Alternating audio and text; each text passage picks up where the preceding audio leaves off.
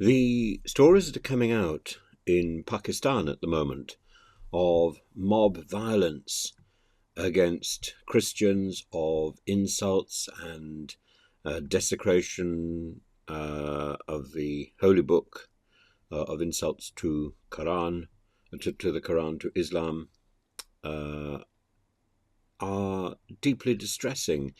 What we've got is a mob violence led by the TLP, and apparently places burnt, Bibles desecrated, ruthless violence, and all in the name of religion and defended by blasphemy laws which carry a capital punishment.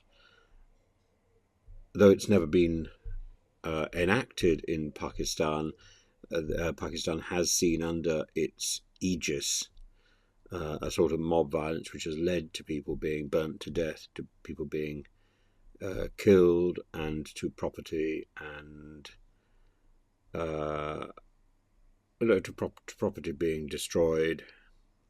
And it's all unnecessary. What we need is respect for other people's beliefs and respect for the people who have no belief. What we need is basic respect, and that should be at the core of the three great religions. I'm very proud to have access to all three of the great religions in my family, and to appreciate, I hope, the liturgical and the theatrical content of the religious traditions of Christianity, Islam, Judaism. And there's, I come back to the same thing that I appeal to when I'm talking about politics. In religion too, we have two hands. With the one hand, we can look at those traditions that we observe within the religious framework of that belief. And at the same time, we have the other hand, where we can speculate, where we can be skeptical, where we can look at the texts and perhaps even raise an eyebrow without denigrating the religious content. They operate on two levels, and as an Orthodox Christian, I can certainly enter an Orthodox church. I can appreciate and participate in the liturgical practice, while at the same time looking at some of the more speculative ideas that are floating around the theological community, the academic community, which call into question the whole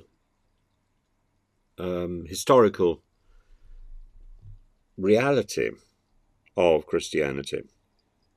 I could do the same thing, incidentally, about Judaism and the richness of the Jewish traditions,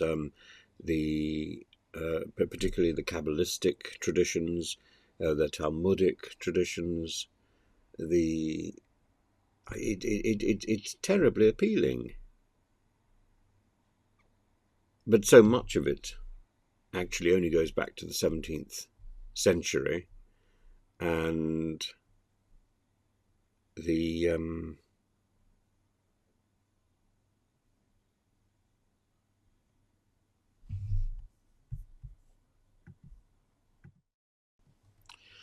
one of the great principles of Judaism is the respect for the law, which means that when you win, even in a secular way, you should have respect for that. You shouldn't be crowing with delight at somebody else's misfortune.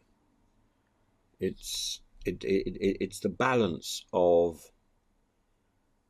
respect for the law. In the same way, when you look at Christianity and you consider the traditions of is there historical fact for Christianity? Is there historical fact for the creation of the world? Those two things, when people come to your door and say, we'd really like to talk about God, those two things seem to come up again and again.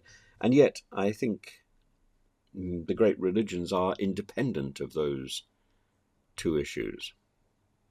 There are traditions in the ancient world of angels coming to earth, claiming to be God's son. The angel descended, was incarnate, crucified, killed, resurrected. The ascension of Isaiah, a very late work in Judaism, which that suggests that Jesus was killed in outer space by Satan or Belial or Metanbucus, the beloved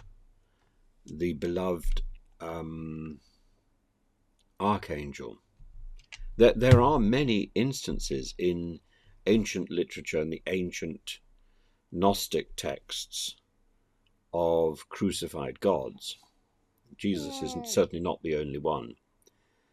And there are, there are parallels running around the ancient religious traditions, which suggest that we share far more than we sometimes acknowledge. We are part of the same community, those people who believe in these great religions. We share a common bond, not just in these texts, but also in the literature that surrounds them. And does this suggest that these texts are in some way invented? Well, yeah, they are invented, of course. Are they invented with divine inspiration? That's what the believers cling to, and it's a good idea. It's a good idea, but it doesn't mean that they aren't potentially sourced elsewhere. The historicity that lies behind these texts is highly questionable. The cult of Jesus, for example, began long after his death. Paul's epistles were written long after Jesus' death, and Paul never really talked about the historical Jesus. He talked about the Jesus of visions, the encounters with a spiritual reality, not a real man, a pre-existent celestial being revealed through private visions. So even if the Jesus of Christianity is part fan fiction, partly derivative, may not even have historical reality, it is still a historical fact today and has led to a huge amount of goodness, including the beauty of the traditional liturgical practice. So, yes, on the one hand, one can follow the evidence as far as it goes, even if it's not entirely in line with the traditions of the churches. But as I say, we have two hands. Let's look at both sides of the equation.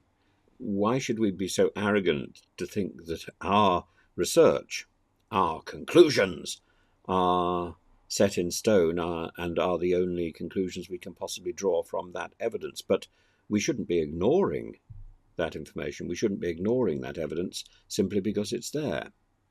We should look not only at the historical realities, we should look at the present day manifestation of these three great religions, but also of the wonderful humanity evident in the atheistic traditions and in other religious practices and beliefs.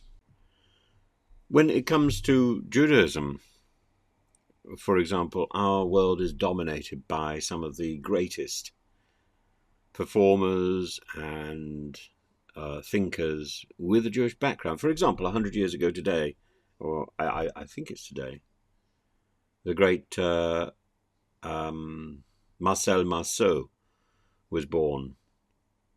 Marcel Marceau, up there with Harpo Marx, both Jewish, and Marcel Marceau, the mime, extraordinary man, who was fundamentally Jewish, and his identity is there in all that non-verbal communication. He was his activity during the war in the resistance, using mime to teach the Jewish children who he was smuggling out of France how to communicate silently. And this is such an important part of his identity.